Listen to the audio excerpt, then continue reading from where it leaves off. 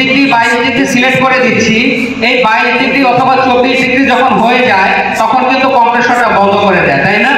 তার মানে আমার তাপমাত্রা তখন কি হচ্ছে, আবার বেড়ে যাচ্ছে ধীরে ধীরে। আমাদের শরীর থেকে অনবরত তাপ বের হয়, তো আলটিমেটলি কিন্তু আমার হচ্ছে রুমের টেম্পারেচারটা আবার বাড়ে। কিন্তু ইনভার্টারে কি হচ্ছে, আমার যে টেম্পারেচার সিলেক্ট করে দিচ্ছি সেই তাপমাত্রার আশেপাশে রেখে কিন্তু এটা কন্টিনিউ করে। আমার কিন্তু এখানে হচ্ছে তাপমাত্রার যে নিয়ন্ত্রণটা, এটা কিন্তু স্মুথলি ভাবে নিয়ন্ত্রণ করতেছে।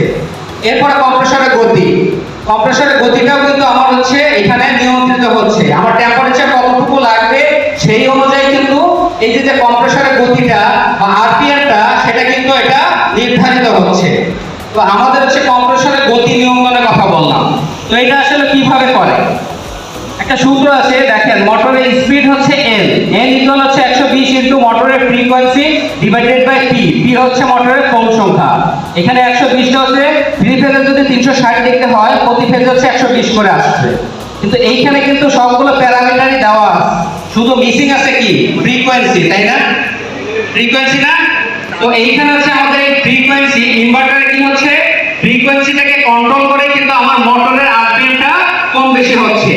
অ্যাজ আমাদের বাসা বাড়িতে কত হার্জ থাকে এসি লাইনে, 50 হার্জ না, যার কারণে কিন্তু আমরা মোটরের কন্ট্রোলিংটা করতে পারি না, এক্সট্রা ডিভাইস অ্যাড করে তারপর আমাকে এটা কন্ট্রোলিং করতে হয়। তো এইখানে এই হার্জটা যখন হচ্ছে আমার কন্ট্রোল হচ্ছে, যেটা হচ্ছে আমাদের 30 হার্জ থেকে শুরু করে 110 হার্জ পর্যন্ত আমার হচ্ছে এটা ভ্যারি করে, এটা হচ্ছে কম বেশি হচ্ছে। আমার যখন হচ্ছে রুমের টেম্পারেচার সিলেক্ট করে দিচ্ছি সেই অনুযায়ী কিন্তু হচ্ছে সেন্সরের মাধ্যমে আমার মাইক্রো কন্ট্রোলারে যায়, মাইক্রো কন্ট্রোলার থেকে কিন্তু সিগন্যাল যায় যে কতটুকু আরপিএম এ চলতে হবে। সেই অনুযায়ী কিন্তু হচ্ছে আমার কি হচ্ছে, আমার যে ফ্রিকোয়েন্সি যেটা আছে সেটা কিন্তু নির্ধারিত হয়। ফ্রিকোয়েন্সি নির্ধারিত হলে কিন্তু আমার কম্প্রেসরের স্পিড বা আরপিএমটা তখন হচ্ছে আমি পেয়ে যাচ্ছি, তাই না? ইনভার্টার মূলত হচ্ছে তিন প্রকার হয়ে থাকে, square wave inverter, modified sine wave inverter এবং হচ্ছে pure sine wave inverter. Square ওয়েভটা হচ্ছে মূলত কম সংবেদনশীল লাইটিং এবং হিটিং অ্যাপ্লায়েন্সের জন্য আমরা ব্যবহার করে থাকি। সাইন ওয়েভটা যেটা, এটা হচ্ছে মূলত আমরা এয়ার কন্ডিশনিং সেক্টরে যেটা ব্যবহার করে থাকি। এই যে দেখেন এখানে হচ্ছে কিছু কয়েল দেওয়া আছে বা সাইকেল দেওয়া আছে। আমরা যখন অসিলেটরের মাধ্যমে এইগুলো দেখবো, কারেন্টের প্রবাহটাকে দেখবো, তখন কিন্তু এরকম একটা সিম্বল আমরা দেখি। তো এটা হচ্ছে প্রয়োগ ক্ষেত্র, এটা মূলত হচ্ছে আমি যেটা প্রথমে বলেছিলাম যে মোটরের কন্ট্রোলিং এর ক্ষেত্রে ব্যবহার করা হয়। আমাদের যেহেতু এয়ার কন্ডিশনিং এ মোটর ব্যবহার করি না, আমরা কি ব্যবহার করি কম্প্রেসর, তাই না? তো কম্প্রেসরের ভিতরে কিন্তু আলটিমেটলি একটা মোটর থাকে, তাই না? সেই মোটরটাই কিন্তু আমার হচ্ছে ঘোরার পরে কি হচ্ছে, সাকশন দিয়ে টান দিচ্ছে, ডিসচার্জ দিয়ে বের করে দিচ্ছে, এটাই তো করতেছে নাকি? তাহলে কিন্তু কম্প্রেসরটা কিন্তু মোটরই, তাই না? তো আমার সেই মোটর রিলেটেড যে কাজগুলো আছে সেখানে কিন্তু আমরা এই ইনভার্টারগুলো ব্যবহার করি। যেমন এয়ার কন্ডিশনিং, ডাটা সেন্টার, সার্ভারগুলোতে আমরা এই ইনভার্টার টেকনোলজিটা ব্যবহার করে থাকি। এখন হচ্ছে ইনভার্টার এবং নন ইনভার্টার। এখানে দেখেন একটা চিত্র দেওয়া আছে, চিত্রটা হচ্ছে কি, এই যে প্রথমে যেটা, এটা হচ্ছে নন ইনভার্টার। নন ইনভার্টারটা কি হচ্ছে, আমি যখন হচ্ছে একটা এসি ওপেন করব বা চালু করব তখন কি করতেছি, আমি একটা সুইচ দিচ্ছি বা সাপ্লাই দিয়ে দিচ্ছি, তাই না? তারপরে কি করতেছি, আমার রিমোটের মাধ্যমে একটা সেটিং টেম্পারেচার সিলেক্ট করে দিচ্ছি, তাই না? 24 ডিগ্রি 26 ডিগ্রি যেটাই বলেন সিলেক্ট করে দিচ্ছি। সিলেক্ট করে দেওয়ার পরে কি হচ্ছে, কম্প্রেসরটা চালু হচ্ছে। চালু হওয়ার সময় একটা ঝাঁকি দিচ্ছে না নন ইনভার্টারে, তার মানে হচ্ছে ম্যাক্সিমাম একটা পাওয়ার দিয়ে কিন্তু চালু হয়, তাই না? এখানেও দেখেন এই যে লোকটা তখন কিন্তু হচ্ছে যখন উনি দৌড়াচ্ছে তখন কিন্তু ওনার দৌড়ার কিন্তু হচ্ছে 100% স্পিডে দৌড়াচ্ছে। তার মানে নন ইনভার্টারটা কিন্তু যখন কম্প্রেসরটা চালু হচ্ছে ফুল স্পিডে কিন্তু এটা চালু হচ্ছে। আবার যখন সেটিং টেম্পারেচার 24 বা 26 হয়ে যাচ্ছে তখন কিন্তু আবার হচ্ছে সেন্সরের মাধ্যমে কিন্তু আবার কিন্তু একটা সংকেত পায় যে রুমের টেম্পারেচার আমার হচ্ছে 24 হয়ে গেছে, তাই না? তখন কিন্তু আবার এই যে লোকটা দেখেন স্টিল দাঁড়িয়ে গেছে, তার মানে তখন কিন্তু হচ্ছে ওনার স্পিড 0, তাই না? তখন তার মানে হচ্ছে আমার কম্প্রেসরটা তখন বন্ধ হয়ে গেছে। এরপরে যখন আবার রুমের তাপমাত্রা পরিবর্তন হয় তখন কিন্তু আবার সেই 100% স্পিডে চালু হয়, তাই না? এখানে কিন্তু তাই দেওয়া আছে। অপরপক্ষে ইনভার্টার যেটা, এটা কিন্তু হচ্ছে আমার গতিটা কিন্তু হচ্ছে স্মুথলি ভাবে উঠতেছে, দেখেন 20%, 30%, 40%, 50% এভাবে কিন্তু এটা এই যে আরপিএমটা এটা কিন্তু রিচ করতেছে বা বাড়তেছে। তো এখানে কিন্তু আবার হচ্ছে নামার ক্ষেত্রেও কিন্তু দেখেন, নামার ক্ষেত্রে কিন্তু 100% হয়ে কিন্তু হঠাৎ করে আবার 0 তে নামে না, আবার 50% এ চলে আসছে। তার মানে ওঠাটাও যেমন মসৃণভাবে উঠতেছে, আবার নামাটাও কিন্তু মসৃণভাবে নামতেছে। আমার যেমন হচ্ছে ওই যখন হচ্ছে নন ইনভার্টার চালু হয় তখন একটা ঝাঁকি দিয়ে হাই অ্যাম্পিয়ার দিয়ে চালু হয়, আবার ইনভার্টার কি হচ্ছে 0.5 অ্যাম্পিয়ার দিয়ে এটা হচ্ছে ধীরে ধীরে চালু হয়ে এটা কিন্তু হচ্ছে কুলিংটা করতেছে। এখানে দেখেন এই যে পিঙ্ক কালারের যে কার্ডটা এটা হচ্ছে আমার হচ্ছে রুমের টেম্পারেচার। এই যে টোটাল যে ডিরেক্ট বরাবর যেটা আছে এটা হচ্ছে সেট টেম্পারেচার। তার মানে হচ্ছে আমার রুমের টেম্পারেচার যখন বেশি থাকে আমি হচ্ছে এসিটা চালু করার পরে কি করতেছে এসিটা ঠান্ডা দিচ্ছে, তাই না? ঠান্ডা দিলে তার মানে হচ্ছে আমার রুমের তাপমাত্রা যেটা থাকে এটা আস্তে আস্তে নিচের দিকে নেমে আসবে, তার মানে হচ্ছে তাপমাত্রা কমতে থাকবে। যখন সেটিং টেম্পারেচার হয়ে যাচ্ছে এর আশেপাশে বিদ্যমান রেখে কিন্তু এটা কন্টিনিউ করতেছে, তাই না? কিন্তু অনেক সময় হচ্ছে কোশ্চেন আসে যে এই যে ইনভার্টারটা আছে এটা অটো করে বন্ধ হয়ে যায়, এটা হচ্ছে অ্যাবনরমাল ইস্যু। আপনার হচ্ছে রুমের সাইজ হিসেবে লাগবে 2 টন, আপনি হচ্ছে ইউজ করতেছেন 3 টন, অথবা লাগবে 1.5 টন, আপনি ইউজ করতেছেন 2 টন, সেটা তো হচ্ছে অ্যাবনরমাল ইস্যু, তাই না? তার মানে হচ্ছে আপনার জায়গা হিসেবে আপনি এসির টনেজটা বেশি দিচ্ছেন, তো ওইখানে কিন্তু হচ্ছে অটো করবে। তো আমরা এখন একটা ভিডিও দেখবো, আমি যে কথাগুলো বললাম এটি আসলে এখানে ভিডিও আকারে দেওয়া আছে।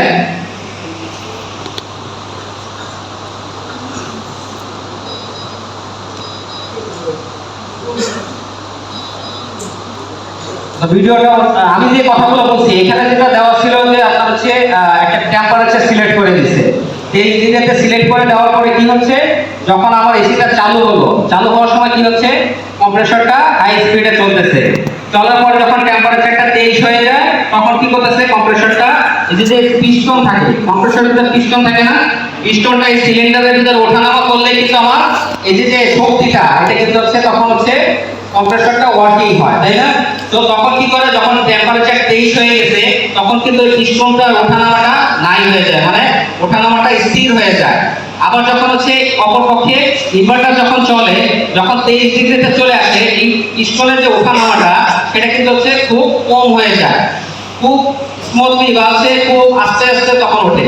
আবার যখন রুমের তাপমাত্রা পরিবর্তন হয়ে যায় তখন কিন্তু পিস্টনের ওঠানামাটা খুব দ্রুত হয়ে যায়। এটি আসলে এখানে দেওয়া ছিল।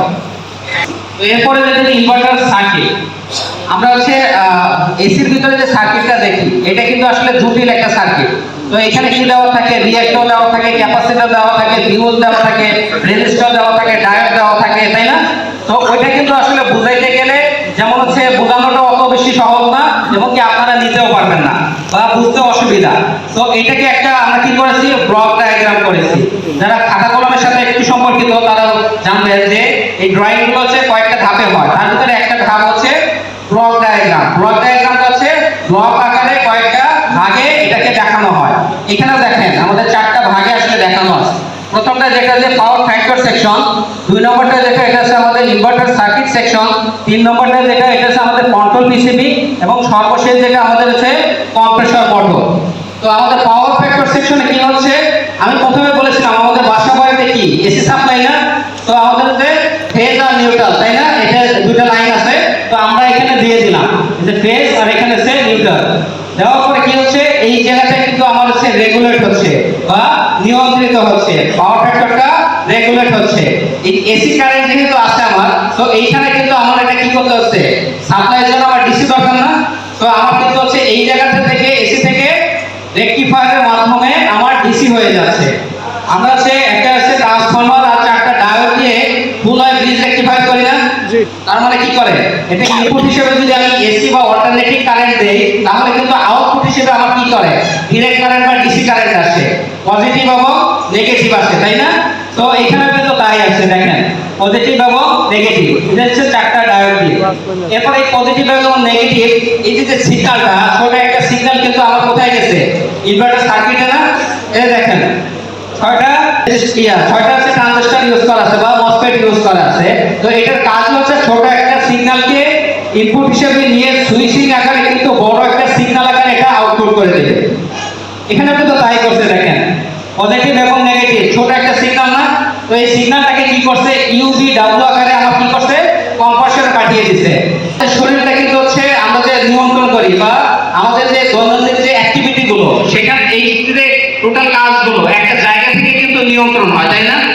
সেটা কি আমাদের ব্রেন না, আমাদের মাথা থেকে তো টোটাল হচ্ছে আমরা কি করবো না করবো এটা আসলে তো আমাদের কিন্তু এই যে কন্ট্রোল পিসিবি ওইটাও এটাও কিন্তু আমাদের ব্রেনের কাজ করতেছে, মাইক্রোকন্ট্রোলারটাও ব্রেনের কাজ করতেছে।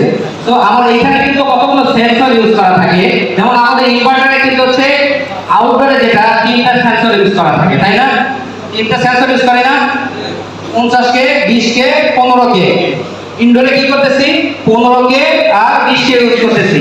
তো এই যে টোটাল 5টা সেন্সর, এই সেন্সরগুলোর সংকেত কিন্তু আমার এই কন্ট্রোল পিসিবিটা, এই কন্ট্রোল পিসিবি থেকে এই সেন্সরগুলো কানেক্ট করা। তো আমার যে সেন্সরগুলো যখন সিগন্যাল দিচ্ছে তখন কিন্তু এই কন্ট্রোল পিসিবিতে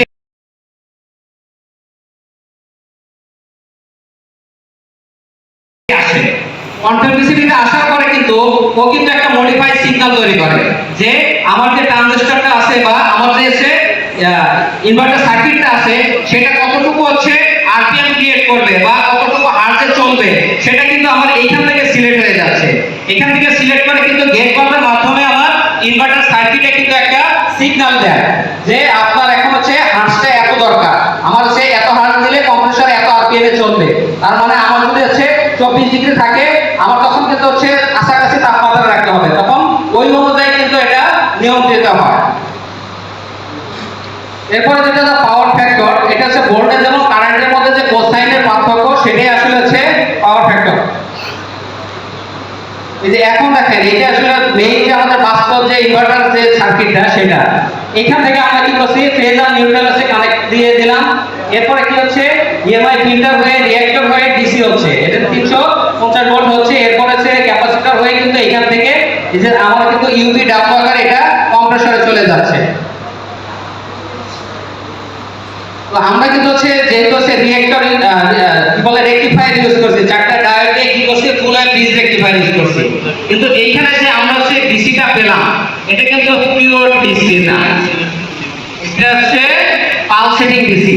তো এই ডিসিটা হচ্ছে আমি হচ্ছে হোম অ্যাপ্লায়েন্স যেগুলো আছে সেগুলোতে ব্যবহার করতে পারবো, কিন্তু যখন এই যে সিগন্যালটা এটা যখন আমি সার্কিটে ইউজ করতে যাব তখন কিন্তু সার্কিটটা নষ্ট হওয়ার চান্স থাকে। যার কারণে কি করতে হয় এই যে সিগন্যালটা দেখেন, এই যে সিগন্যালটা হচ্ছে এবড়ো থেবড়ো না, আমি যখন হচ্ছে এই সিগন্যালটা বা কারেন্টের প্রবাহটা অসিলেটরের মাধ্যমে দেখবো তখন কিন্তু আমি এরকমই একটা চিত্র দেখি। তো এইখানে কিন্তু হচ্ছে সিগন্যালটা এবড়ো থেবড়ো, তার মানে হচ্ছে আমার সিগন্যালের সাথে কিন্তু আমার নয়েজ আছে, তার মানে এটা হচ্ছে বিশুদ্ধ না, বিশুদ্ধ ডিসি না এটা। তার মানে আমি এখানে যখন ফিল্টার ইউজ করতেছি ইএমআই ফিল্টার তখন কিন্তু এই যে নয়েজটা এটা রিমুভ করে দিচ্ছে, তার মানে আমার সিগন্যালটা তখন স্মুথলি থাকে, যেটা আমার সার্কিটের জন্য ভালো। এরপরে যেটা যে ইনসুলেটেড গেট বাইপোলার ট্রানজিস্টর, যেটা আমাদের হচ্ছে ইনভার্টারে সবচেয়ে বেশিতে ঝামেলা করে। তার মানে এই যে আইজিবিটি যেটাকে বলি এটা নষ্ট হয়ে পুড়ে যায়, তাই না? তো এই যে দেখেন এটি আসলে হচ্ছে আমাদের আইজিবিটি মডিউল।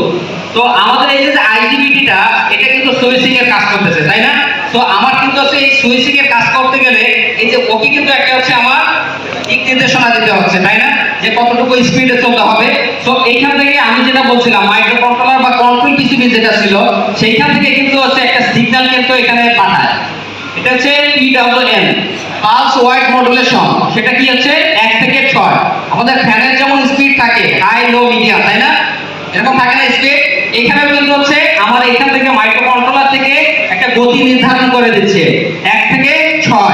তার মানে যখন আমার হচ্ছে কম চলতে হবে বা আরপিএমটা কম লাগবে তখন কিন্তু হচ্ছে পিডব্লিউ অন, তাই না, পিডব্লিউএম যেটা এটা অন আসবে। আবার যখন একটু বেশি চলতে হবে 2 আসবে, তার থেকে বেশি যখন 3।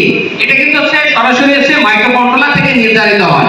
তার মানে এই অনুযায়ী যখন হচ্ছে আমার সিগন্যালটা এখানে দিচ্ছে এখানে সুইচিং এর মাধ্যমে কিন্তু ইউভি ডাব্লিউ আকারে কিন্তু আমার কম্প্রেসর পাঠিয়ে দিচ্ছে, আর কম্প্রেসর কিন্তু ওই অনুযায়ী আমার হচ্ছে আরপিএম এ এটা হচ্ছে চালু হচ্ছে, আর আরপিএম এ ওই অনুযায়ী যখন চালু হচ্ছে তখন কিন্তু আমার কম্প্রেসরে যে ডিসচার্জ দিয়ে যে গ্যাসটা বের হচ্ছে তখন কিন্তু ওটা মডিফাই বা নিয়ন্ত্রিত হারে বের হয়ে যাচ্ছে।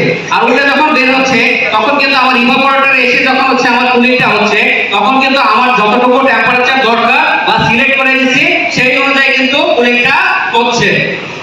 ক্লিয়ার সবাই?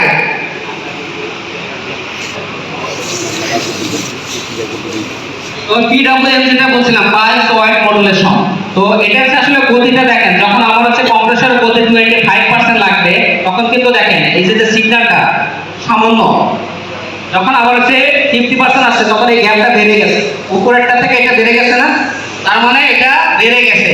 আবার যখন 75% আসবে তখন কিন্তু আরেকটু বেড়ে গেছে। যখন 100% গতি আসবে তখন কিন্তু সে ফুল, তখন এটার গতিটা কিন্তু আরো বেড়ে গেছে।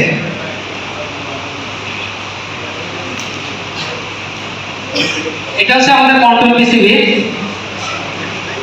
আর এটা হচ্ছে আমাদের কম্প্রেসর মোটর। তো এইটা হচ্ছে ইন্টারনাল কিছু অংশ দেওয়া আছে। পাওয়ার চার্ট এখানে যারা আছেন এখানে কিন্তু সকলে কিন্তু আমাদের হচ্ছে গ্রিড ব্র্যান্ড এম্বাসেডর, তাই না? তার মানে হচ্ছে কাস্টমারের বাসায় কিন্তু আপনারা প্রথমে যান, তাই না? কাস্টমারের সাথে আমাদের কথা হয় কিন্তু সেটা ফোনে। কাস্টমারের বাসায় কিন্তু হচ্ছে বা ফ্রন্ট লাইনে যোদ্ধা যদি বলি তাহলে কিন্তু সেটা আপনারা, তাই না? কাস্টমার বাসায় গেলে অনেক সময় কিন্তু কোশ্চেন আসে বা কাস্টমার কোশ্চেন করে যে আপনাদের যে ইনভার্টার টেকনোলজিটা আছে 60% বিদ্যুৎ সেভ করে, আসলে কিভাবে করে? কোশ্চেন করেন অনেক সময়।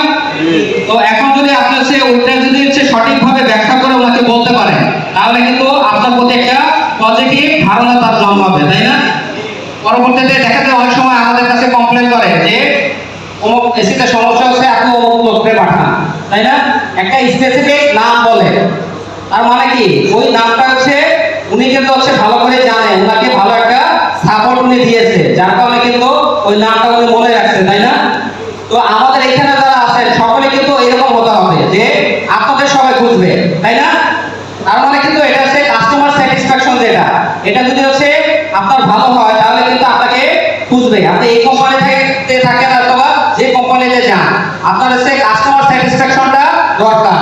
আর হচ্ছে আপনার কাস্টমার স্যাটিসফ্যাকশন থাকলে আপনি নিজে একটা ব্র্যান্ড, তাই না? আপনি নিজে কিন্তু একটা ব্র্যান্ড, সো এইটা কিন্তু মাস্ট বি মেইনটেইন করতে হবে। তো এরপরে যেটা হচ্ছে যে আমাদের যে 60% বিদ্যুৎ সেভ করে, আসলে কিভাবে করে? এখানে যেটা চিত্র আছে দেখেন, এটা হচ্ছে নন ইনভার্টারের আর এটা হচ্ছে ইনভার্টারের নিচেরটা। তো নন ইনভার্টারটা কি হচ্ছে, আমি এসিটা চালু করে দিলাম, চালু করে দেওয়ার পরে কি হচ্ছে আমি টেম্পারেচার সিলেক্ট করে দিচ্ছি, তাই না? টেম্পারেচার সিলেক্ট করে দিলে কম্প্রেসরটা চালু হলো, ম্যাক্সিমাম একটা পাওয়ার নিয়ে চালু হলো। তার মানে আমার কিন্তু পাওয়ারটা কিন্তু উপরের দিকে চলে গেছে, তার মানে পাওয়ারটা বেশি নিচ্ছে। আবার এই অবস্থা কি করতেছে, চালু হয়ে কিছুক্ষণ চলতে থাকে, তাই না? চললে কি হচ্ছে আমার ইভাপোরেটর থেকে ঠান্ডা আসতেছে, ঠান্ডা আসলে কি হচ্ছে আমার এই যে রুমের যে তাপমাত্রাটা এটা কমে যাচ্ছে, তাই না? সেটিং টেম্পারেচার যখন হয়ে যাচ্ছে তখন কিন্তু সেন্সর কিন্তু আবার আরেকটা সিগন্যাল দিয়ে দেয় যে আপনার রুমের টেম্পারেচার 22 বা 24 যে সিলেক্ট করে দিয়েছিলেন 22 বা 24 কিন্তু এখন হয়ে গেছে।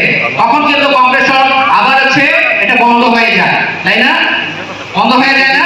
বন্ধ হয়ে গেলে কিন্তু পাওয়ার কনজাম্পশনটা নিচের দিকে নেমে যায়।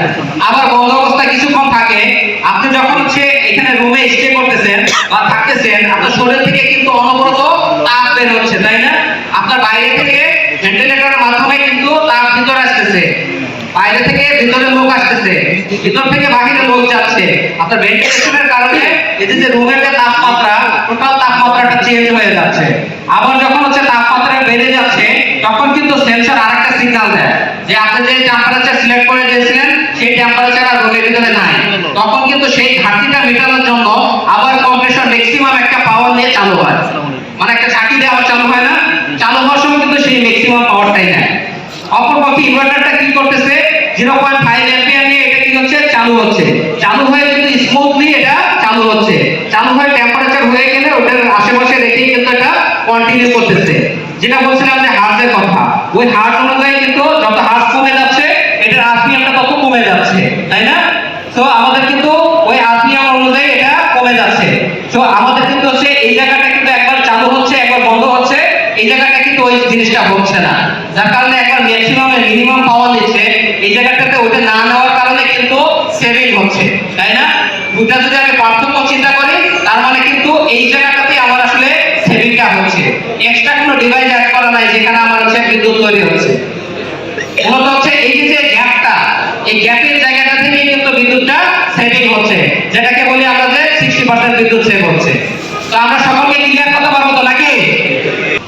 তো ইনভার্টারের বেশ কিছু সুবিধা আছে, যেমন বলেছিলাম যে তাপমাত্রার ওঠানামাটা যেটা এটা সুনির্দিষ্ট এবং সুনিয়ন্ত্রিত, ঘরের তাপমাত্রা 0.5 ডিগ্রি আশেপাশে রাখবে এবং কম্প্রেসর চালু এবং বন্ধের পরিমাণটা কম হয়। কম্প্রেসর এবং চালু এবং বন্ধের পরিমাণটা যেহেতু কম হচ্ছে তার মানে আমার মুভিং পার্ট যেটা আছে সেটা কিন্তু হচ্ছে এটা কিন্তু ডিউটিটা কম হচ্ছে, তাই না? এখন মনে করেন যে আমাকে ওই পর্যন্ত যাইতে হবে, আমি যদি ফুল স্পিডে দৌড়াই ওখানে গিয়ে কিন্তু আমি হাঁপায় যাব না? তো আমার কিন্তু হচ্ছে যখন আমি স্মুথলি ভাবে আস্তে আস্তে ওখানে যাব তখন কিন্তু আমার এই যে হাঁপানোটা থাকবে না। তো আমার এসে এখানে হচ্ছে কম্প্রেসরটা ওইরকম, যখন নন ইনভার্টার হচ্ছে চালু হয় তখন তো হচ্ছে এটা খুব স্পিডে দৌড়ায়, তাই না? তো এই মুভিং পার্টস গুলো কিন্তু ক্ষতিগ্রস্ত হয় বেশি, আর ইনভার্টারে কি হচ্ছে এই যে মুভিং পার্টস গুলো এটা কিন্তু ক্ষতিগ্রস্ত হয় কম, যার কারণে কিন্তু আমাদের হচ্ছে ইনভার্টারে এখন 12 বছরের ওয়ারেন্টি দেয়, তাই না? নন ইনভার্টার 5 বছরে। তো আমার কিন্তু হচ্ছে এটা কিন্তু ভেবে চিন্তেই আমরা দেওয়া হচ্ছে। আমার সংক্ষিপ্ত